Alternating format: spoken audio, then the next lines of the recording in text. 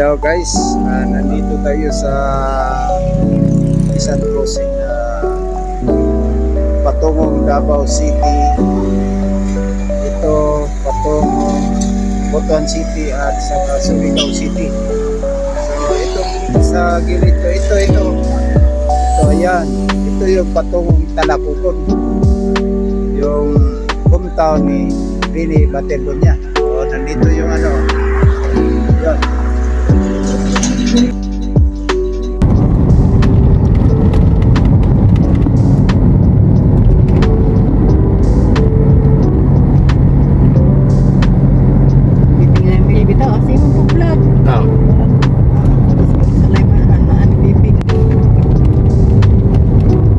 Yang kalipay. Anak-anak. Ayan.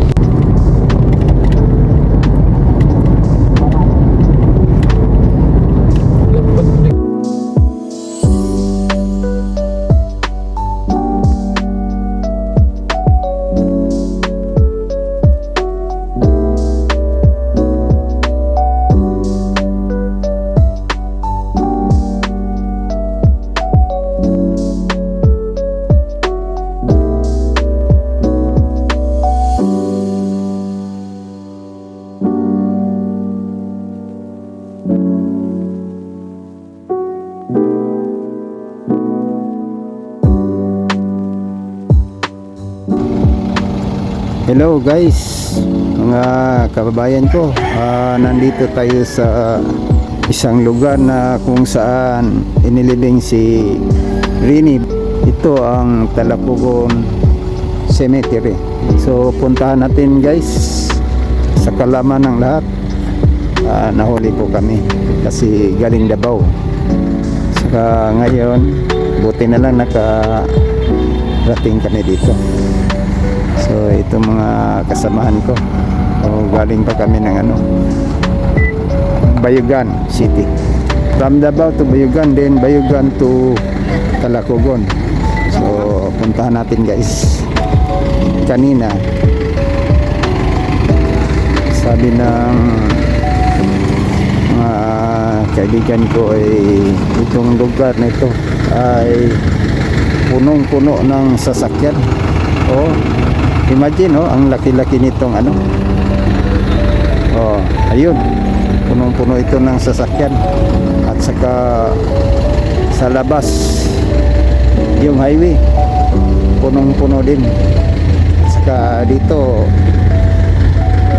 hindi madaanan ng karayon, sabi nila. Ngayon huli na kami, so tunghayan natin ang na ang sitwasyon dito. May medical station sila, provided dito ng local LGU ng Municipality of Talakugon and Provincial Government of Agusan del Sur. So kasi itong si Baterbonia guys, nagbigay ito ng malaking karangalan dito sa province of Agusan del Sur. Tingnan nyo, ito yung mga medical Red Cross. So naiwan pa sila. So dito tayo mga kababayan ko. So dito yung mga pisto ng mga media.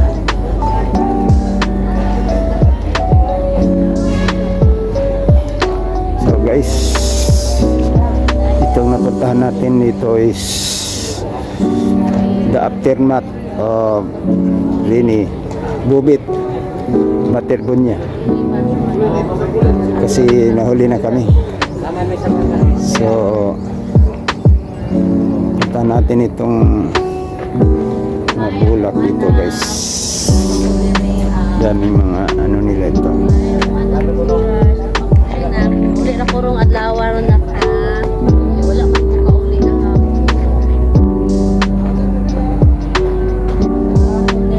So ito yung mga tingnan natin yung mga bulaklak dito, mga kababayan ko. Bubit Baterbonia.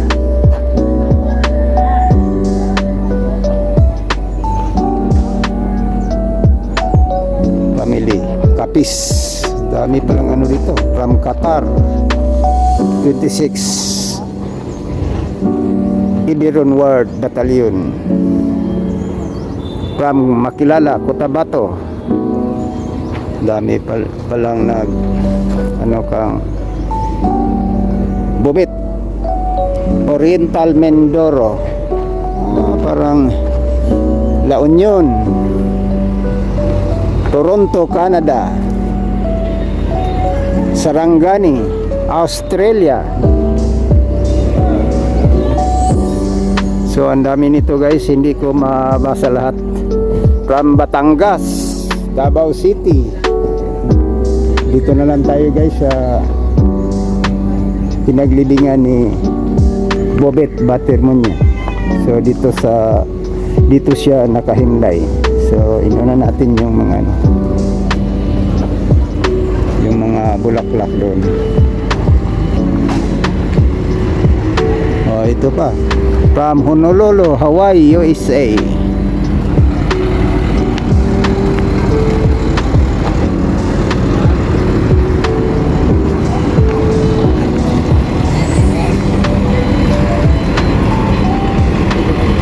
Madam G.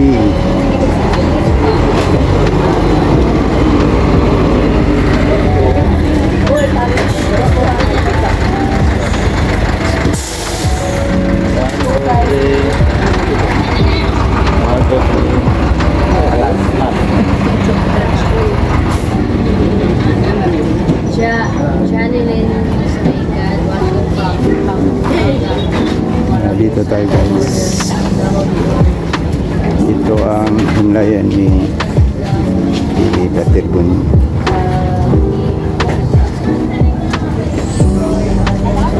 Guys, ito ang pungto ni Baterbun.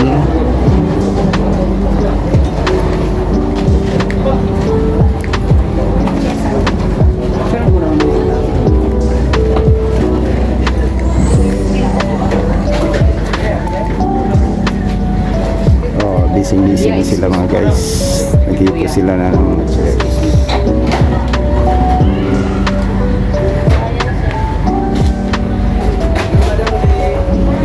So wala ng tao. Okay. Ilan na lang itong guys.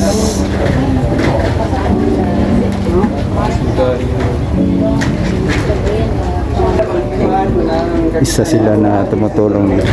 At silang main sponsor dito is ito. Gio San Francisco, Luzon del Sur.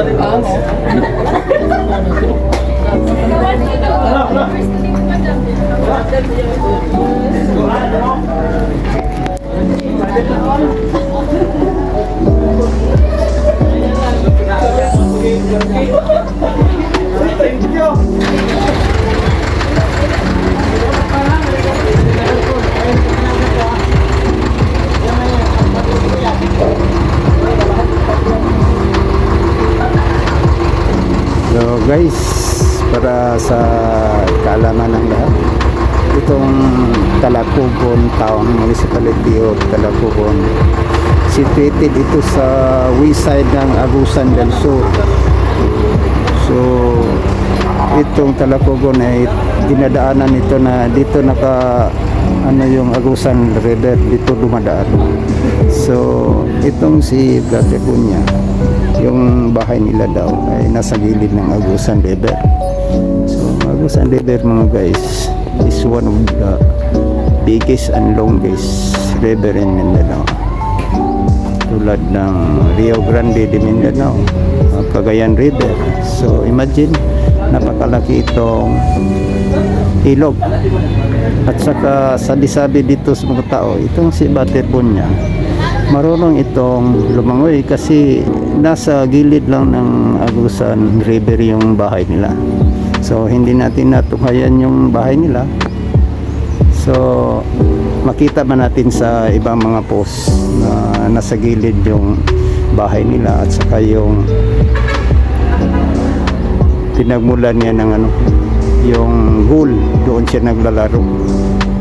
So may imagine natin guys na itong lugar na tinitirhan ni Bobet Batermonya. Parang hindi rin matawag na liblib. Ito ay nasa parang sulod west side. So hindi ito madaanan ng National Highway. So mga 30 kilometers from the National Highway.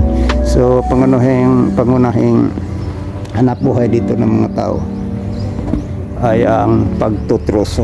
Kita niyo yun guys, yung kanina. Daming nakahimlay na mga troso doon.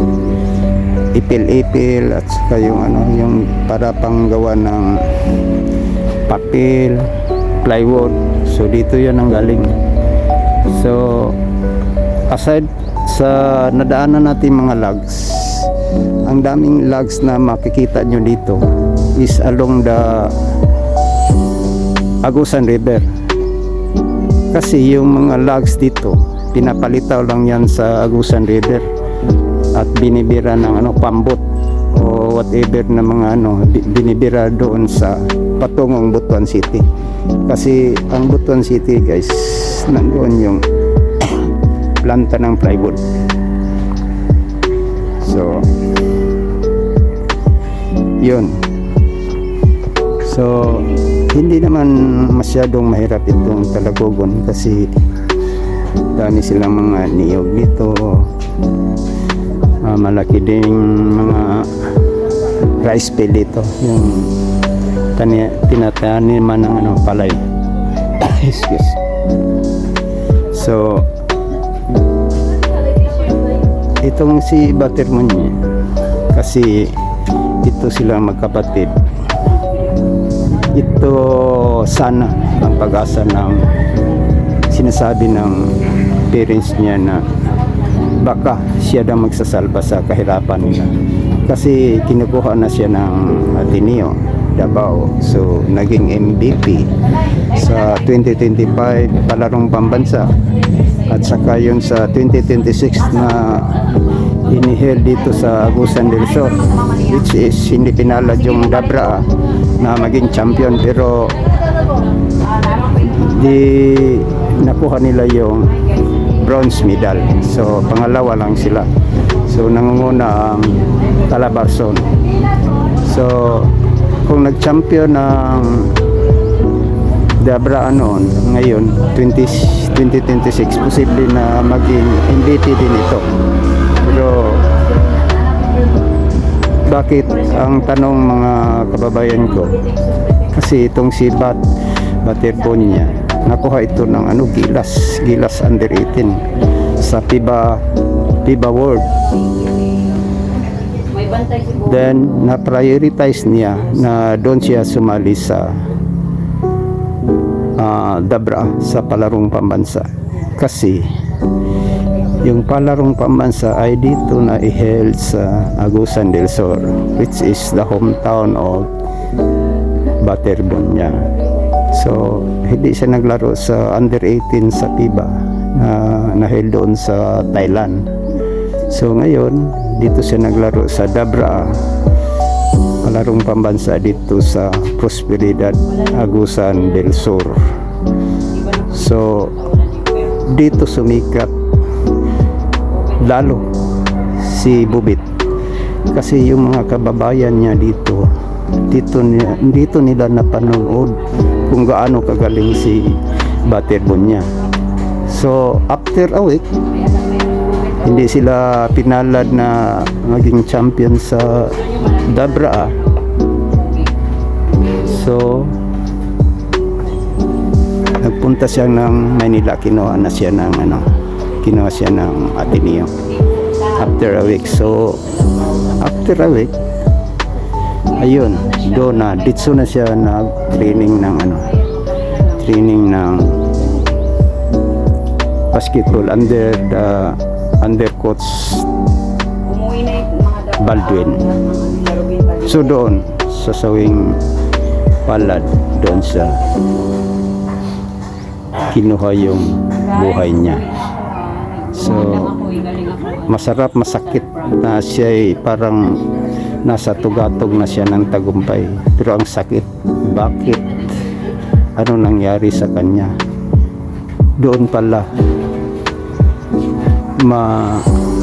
wala yung mga pangarap niya at mga pangarap ng kanyang pamilya. So guys, itong video nito parang masarap masakit pero parang hero din si Butterpoon. So ayun na lang guys, ito na lang sa vlog na ito. Dito natin na the aftermath of Bobet Butterpoon niya. So mga bulaklak na lang yung natira at mga alaala ng kanyang pagka-MVP. So ayun guys, Kung pwede kayong pumunta dito, hanggang dito na lang at saka sana lalagyan ng musoleo para kasya huwag kayo. niyong kalimutan mag-subscribe. Hindi yan si Bobby. Bye bye. Dito tayo sa mga jersey mga guys. So ayun na guys, hindi naman tayo makabili ng walang Butterpoon niya kasi ang family niya ay ayaw daw na parang ilinta daw yung Butterpoon niya sa mga jersey. So ayun lang. Dito sa lingkod, paglisod check abot sa step nut.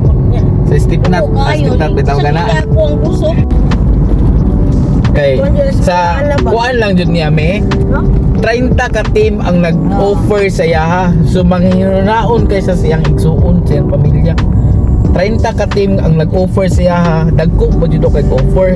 Pero sa tanan nag-offer sa yaha sa 30 ka team, ang sa tiniyo siya nakaangay balag dili kay dagko offer sa kwarta. Kaya ang offer, apil man ang iyang igsuon nga may scholar.